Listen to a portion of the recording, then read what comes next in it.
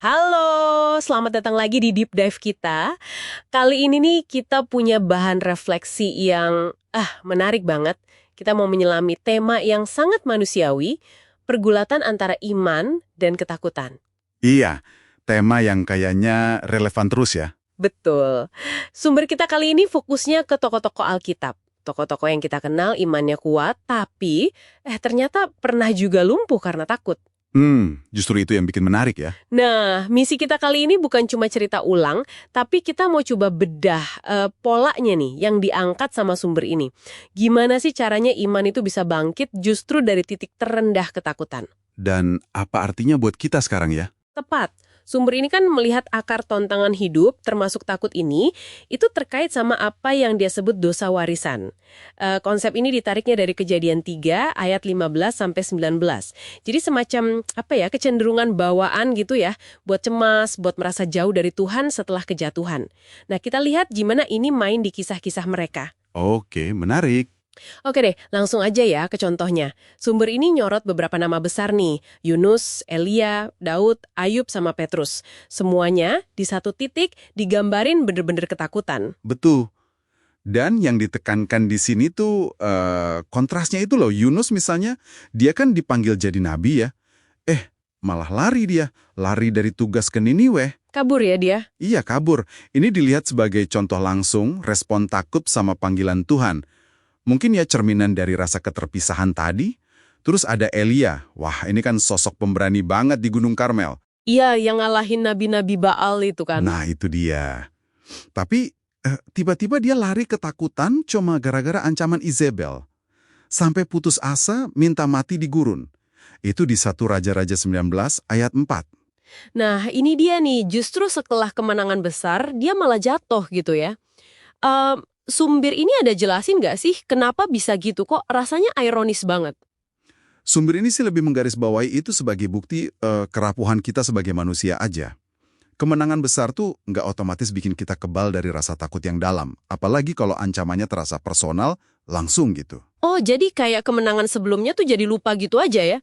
Iya, kayak gitu. Balik lagi ke gagasan kerentanan mendasar tadi.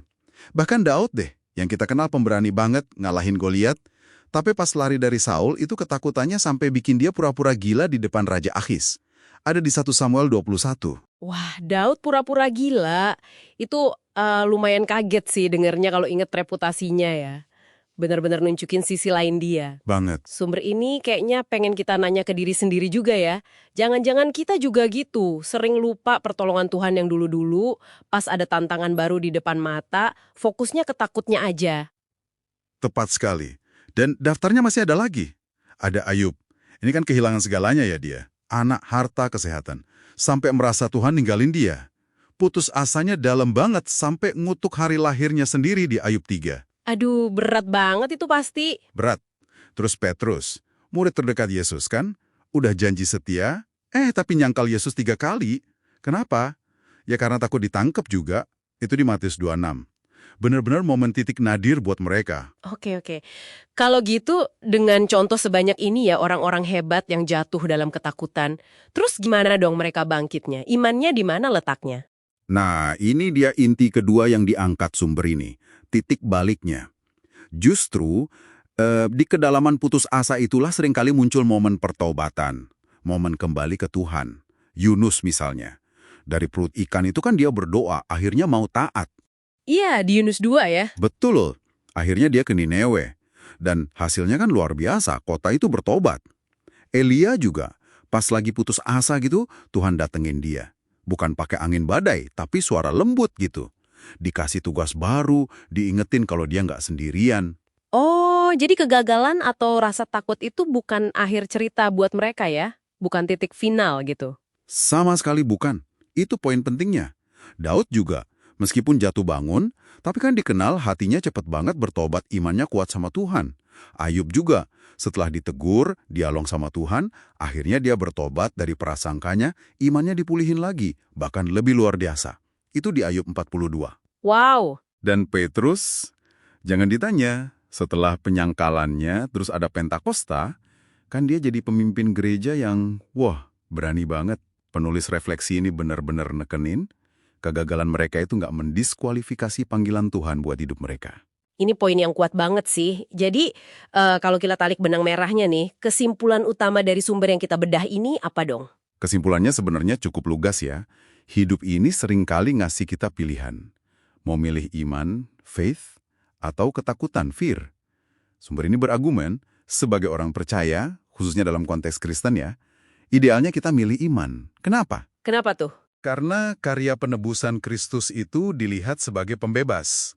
Pembebas dari kuasa ketakutan yang akarnya tadi di dosa warisan atau kegagalan masa lalu kita. Milih iman ini bukan berarti kita nggak pernah takut ya, tapi kita memilih untuk percaya dan bertindak berdasarkan keyakinan kita pada Tuhan, bukan pada rasa takut itu. Oke. Jadi pesannya jelas ya. Takut itu manusiawi, semua ngalamin, bahkan tokoh iman sekalipun. Tapi yang paling penting itu respons kita, milih jalan iman. Lewat doa, pertobatan, taat, dan selalu ingat dasar keyakinan kita pada karya penebusan itu. Ya, betul. Dan sebagai penutup nih, ada satu pertanyaan reflektif yang diajukan sumber ini langsung buat Anda yang dengerin. Ada nggak sih ketakutan atau kecemasan spesifik yang lagi Anda gumulin sekarang? Pertanyaan bagus. Penulisnya ngajak kita nanya lebih dalam lagi nih.